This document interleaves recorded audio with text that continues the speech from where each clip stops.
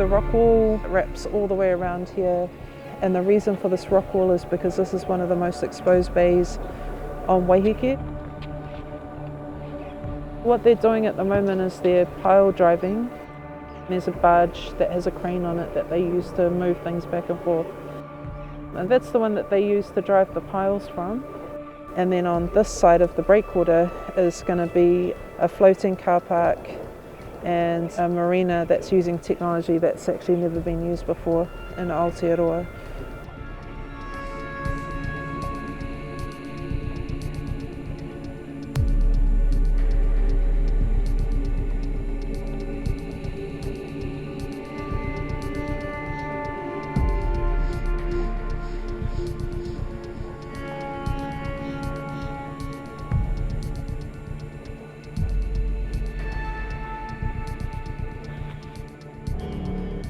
The rock wall here is what we call a refugee camp. Because of the development on Waiheke, because of the amount of dogs and predators on the island, this is the safest place that korora they've found to live. It's a breeding colony at the moment, and works are still continuing.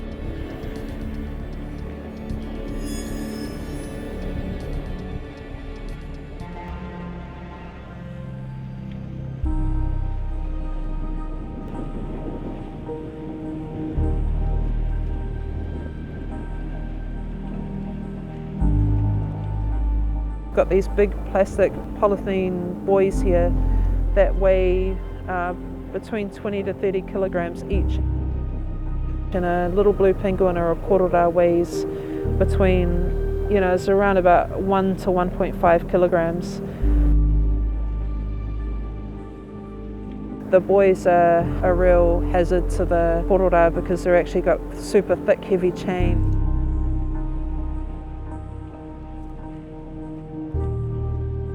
What we call the manutaki, or the lead bird, has been going underneath the buoys and venturing out into the construction zone. But the majority of the korora have been using this, what we call the korora Olympic swimming lane. So they actually stay within this lane to enter out into open water to go and forage and go out for the day or the week, or they can go out for up to 2 weeks. Most of them go between the buoys and the rock wall, but we have seen them occasionally go underneath. So they're essentially completely stuck in this area unless they're brave enough to and confident enough to swim out into that area.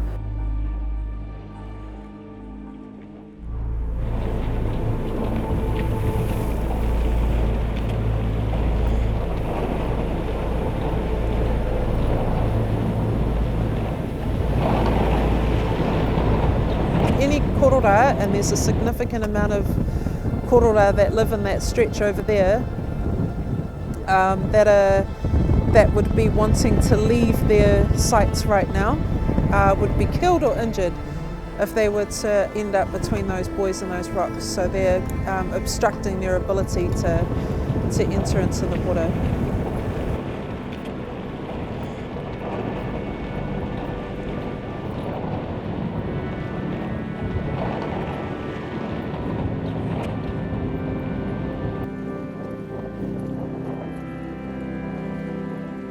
We need to think about why are they living in a structure that is an artificial rock wall that's been put here, and that's simply because of the state of the moana, the state of the island in terms of predators. There's just so many threats for them already that this is the safest place that they have to live. And so now not only are they living within this refugee camp, but now they're actually they've got a war zone on their doorstep as well. They're not stopping works. The problem is that the developers, what they do is they hired a consultancy company that has an ecologist that's renowned for dancing around resource consent. So that ecologist and penguin expert provides these reports that get submitted to council, and then council signs them off so that construction can go ahead. So what happens is they're focusing in on 2 sites that they believe that you know, a few penguins will be affected.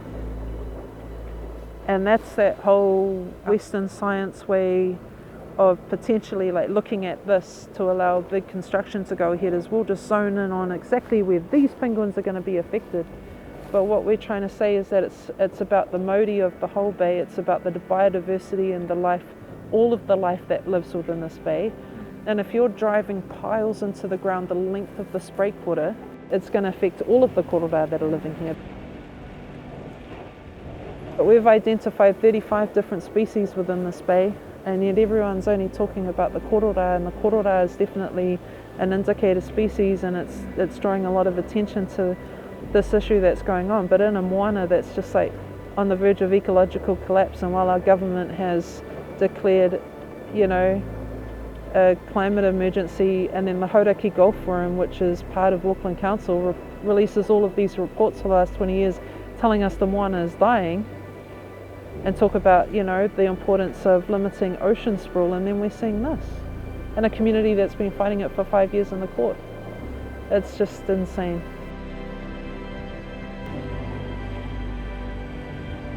We need to be thinking about a different way that we're interacting and valuing with our environment.